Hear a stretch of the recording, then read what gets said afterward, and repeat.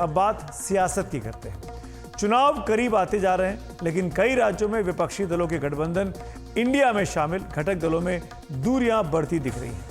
महाराष्ट्र की ही बात करें तो वहां 3 विपक्षी दलों के गठबंधन महाविकास अघाड़ी में सीटों को लेकर नाराजगी और मान मनोबल का दौर बना हुआ है।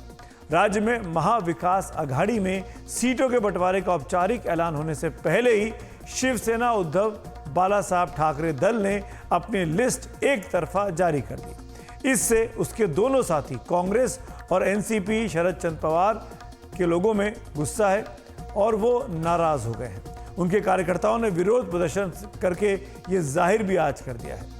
उधर कांग्रेस के नेता संजय निरुपम ने तो अपनी ही पार्टी के नेतृत्व पर आरोप लगा दिया कि उसने शिवसेना के सामने घुटने टेक दिए हैं। संजय निरुपम ने यहां तक कह दिया कि अगर एक हफ्ते में अगर कोई बदलाव नहीं आया तो वो अपना फैसला लेने के लिए आजाद होंगे। संजय निरुपम बाला साहब ठाकरे के दौर में शिवसेना में थे और फिर दल बदलकर कांग्रेस में आ गए थे। उधर महाविकास अघाड़ी में अपनी बात न बनने से वंचित बहुजन अघाड़ी के नेता प्रकाश आंबेडकर भी अब नाराज हैं और गठबंधन से बाहर निकलने और एक नया मोर्चा बनाने का उन्होंने भी आज ऐलान कर दिया। अपनी नाराजगी जताने के लिए उन्होंने 8 सीटों पर अपने उम्मीदवारों की लिस्ट भी सार्वजनिक कर दी। महाराष्ट्र में विपक्ष की इस महाभारत पर देखिए हमारी ये खास रिपोर्ट। शिवसेना यूबीटी के सांसद संजय राउत ने सुबह एक्स पर जैसे ही उम्मीदवारों की ये लिस्ट जारी की, कांग्रेस और एनसीपी में खलबली मच गई। दरअसल शिवसेना ने उन सीटों पर भी अपने उम्मीदवारों के नाम घोषित कर दिए जिन पर अभी बातचीत चल ही रही थी। नतीजा, एनसीपी दफ्तर के सामने जमा कार्यकर्ताओं ने प्रदर्शन किया। कांग्रेस के संजय निरुपम ने उत्तर पश्चिम सीट से शिवसेना के उम्मीदवार अमोल कीर्तिकर को खिचड़ी चोर बताते हुए शिवसेना को तो आड़े हाथों लिया ही, कांग्रेस नेतृत्व पर भी घुटने टेकने का आरोप लगाया। यह पूरा जो फैसला है कांग्रेस पार्टी को मुंबई में दफन करने वाला फैसला है। मैं इस फैसले का निषेध कर रहा हूं, सबसे पहली बात ये। और इस निषेध में जो मैं निषेध कर रहा हूं, इसमें शिवसेना का नेतृत्व का भी निषेध कर रहा हूं और कांग्रेस के नेतृत्व ने जिसने नेगोशिएशन में हिस्सा लिया, वो लोग नेगोशिएशन सही ढंग से नहीं कर पाए, इसकी भी निंदा करता हूं, निषेध कर रहा हूं। संजय निरुपम मुंबई के उत्तर पश्चिम से चुनाव लड़ना चाहते हैं, लेकिन शिवसेना यूबीटी ने अमोल कीर्तिकर को उम्मीदवारी देकर निरुपम के अरमानों पर पानी फेर दिया है। निरुपम के आज के तेवर से बिल्कुल साफ हो गया है कि अगर उनको उत्तर पश्चिम की टिकट नहीं मिलती है तो वो कांग्रेस पार्टी को छोड़ सकते हैं, लेकिन ये बात साफ नहीं है कि बाद में वो किस पार्टी से लड़ेंगे। उन्होंने ये बात का भी दावा किया है कि अगर पार्टी ने एक हफ्ते में कोई निर्णय नहीं लिया तो वो अपना निर्णय लेने के लिए बिल्कुल आज़ाद हैं। इस बीच मुंबई और प्रदेश कांग्रेस के नेताओं ने भी शिवसेना से गठबंधन धर्म पालन करते हुए अपने फैसले पर पुनर्विचार करने की अपील की है। आज शिवसेना उद्धवजींच्या शिवसेनेने यादी जाहीर केलेली आहे। उद्धव ठाकरे की लिस्ट में सांगली और मुंबई की उन सीटों पर भी उम्मीदवारों की घोषणा की गई जहां पर चर्चा चल रही थी। जब हम लंबित सीटों की बात कर रहे हैं तो उन सीटों पर उम्मीदवारों की घोषणा करना सही नहीं है, जबकि उन सीटों के लिए कांग्रेस की मजबूत मांग है जो अभी भी हल नहीं हुई है। मेरा मानना है कि सभी को अघाड़ी धर्म का पालन करना चाहिए। तो अघाड़ी धर्म असतो तो सर्वांनीच पाळला पाहिजे, त्यामुळे त्यांनी हे जागा जाहीर करणं योग्य नाही। सिर्फ कांग्रेस ही नहीं, एनसीपी शरद पवार गुट भी शिवसेना यूबीटी के इस रवैये से आहत है। खबर है कि पार्टी की मीटिंग में शरद पवार ने भी नाराजगी प्रकट की है। एनसीपी के नेता इस पर खुलकर भले नहीं बोल रहे हैं, लेकिन मुंबई के कार्यकर्ताओं ने खुलकर विरोध प्रदर्शन किया। उद्धव ठाकरे जी ने अपना 16 सीट जो डिक्लेयर किया उसमें ईशान्य मुंबई भी है, ये गलत है। हम लोग क्या करें? हम लोग अभी हमेशा दूसरे के काम करेंगे। आज ईशान्य मुंबई से हम लोग सीट मांग रहे थे। राष्ट्रवादी कांग्रेस पार्टी पिछले 3 चुनाव से, लोकसभा के चुनाव से वो सीट लड़ते आ रही है और वहाँ पे हमारा एक बार खासदार भी चुन के आया हुआ है और वहाँ पे पवार साहब के विचारों को मानने वाले लोग हैं, कांग्रेसी विचारों को मानने वाले लोग हैं, तो वो सीट हम लोग मांग रहे थे और हम लोग ज़रूर उसमें जीत जाते। लेकिन उद्धव जी ने जो महाविकास आघाड़ी के धर्म के खिलाफ जाके जो डिक्लेरेशन किया है उसके खिलाफ हम नाराज है। ऑफ कोर्स हमारे साथ अन्याय हुआ है। ईशान्य मुंबई का हमें बहुत बेसब्री से इंतज़ार था कि वहाँ हमें सीट मिलेगी और राखी ताई है और एक महिला ठाकुर पवार साहब ने महिलाओं को आगे करने का जो बीड़ा लिया है कि महिलाओं को आगे, महिला शक्ति को आगे कर रहे हैं। हालांकि शिवसेना नेता संजय राउत का दावा है कि सब कुछ एमवीए बैठक में तय हुआ है। नाराज नहीं है, महाविकास आघाड़ी एकदम परफेक्टली काम कर रही है और मिलजुल कर हमने एक साथ बैठकर पूरी मेहनत से ये सीट शेयरिंग किया है। एमवीए में शिवसेना यूबीटी की उम्मीदवारी लिस्ट से उपजा तूफान अभी जारी है कि वंचित बहुजन आघाड़ी ने मराठा आरक्षण आंदोलन के नेता मनोज जरांगे और ओबीसी नेता प्रकाश शेणके के साथ मिलकर अलग मोर्चा खड़ा करने का संकेत दिया और अपने 8 उम्मीदवारों की सूची भी जारी कर दी। कल जो है जरांगे पाटिल इनके साथ में बातचीत हुई और विस्तार से बातचीत होने के बाद तय कर लिया गया कि ओबीसी समूह को जो है जो उम्मीदवारी नहीं दी जाती थी, जो गठबंधन उनके साथ में होने जा रहा है, उसमें ओबीसी की गठबंधन होगी। दूसरा जो है मुस्लिम समुदाय जो समाज है उनको उम्मीदवारी नुमाइंदगी दी जाएगी, जैन समाज को भी वैसे उम्मीदवारी दी जाएगी। बदलाव की जो राजनीति है उस बदलाव के राजनीति को नए आयाम से शुरुआत करना, ऐसी वहां पर चर्चा हुई। पहले फेज के जो उम्मीदवार है वंचित के जो है उनका समर्थन जरांगे पाटिल का है। बीजेपी के 400 पार के जवाब में विपक्ष ने पूरे देश में इंडिया गठबंधन बनाकर एकता दिखाने की कोशिश की, लेकिन जिस तरह से ममता बनर्जी और नीतीश कुमार उसमें से छटक गए, ठीक वैसे ही महाराष्ट्र में महाविकास आघाड़ी में सीटों के बंटवारे में बात बनने की बजाय बिगड़ती दिख रही है। मुंबई से ब्यूरो रिपोर्ट, एनडीटीवी इंडिया के लिए।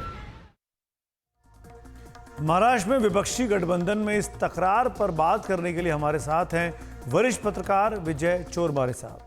विजय जी, पहला सवाल तो ये कि जिस तरीके से शिवसेना ने आज अपनी तरफ से 17 नामों की घोषणा कर दी, जाहिर तौर पर एनसीपी, शरद पवार और कांग्रेस इससे नाराज हैं। अब सवाल मेरा ये, संजय निरुपम तो खुलकर सामने आ गए, नाराजगी भी दिखा दी।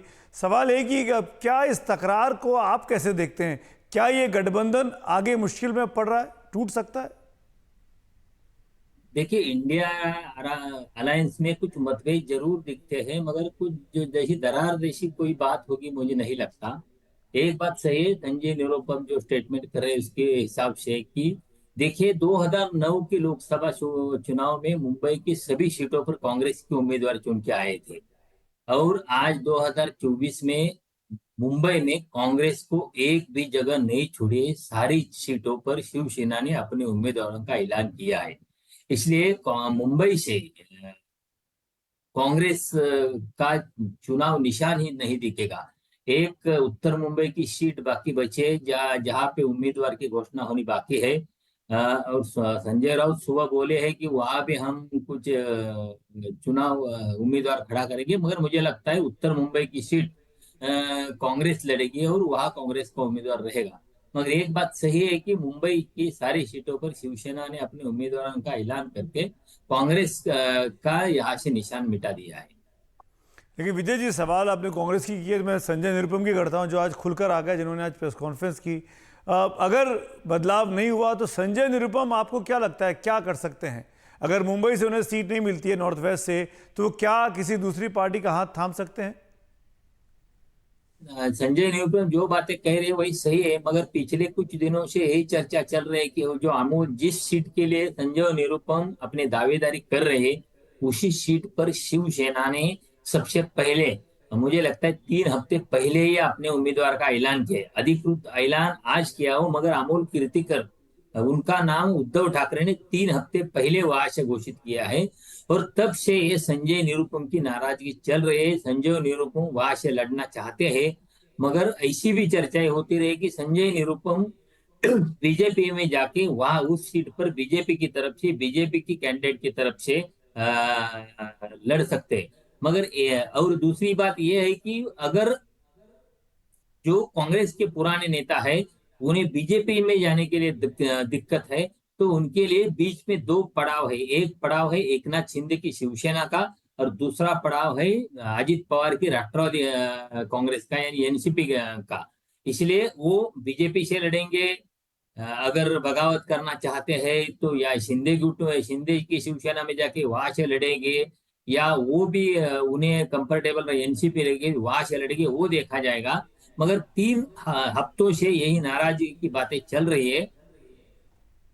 चलिए, शुक्रिया विजय जी इस आपके एनालिसिस के लिए। महाराष्ट्र में विपक्ष के इस संकट पर और चर्चा के लिए हमारे साथ एक और वरिष्ठ पत्रकार रविकिरण देशमुख जी जुड़ गए हैं। रविकिरण जी, स्वागत है आपका। पहला सवाल तो यही कि लगता है महाविकास अघाड़ी में तकरार एन चुनाव से पहले खुलकर अब सामने आई है। चुनावों में इसका क्या असर पड़ेगा, आपको क्या दिखता है?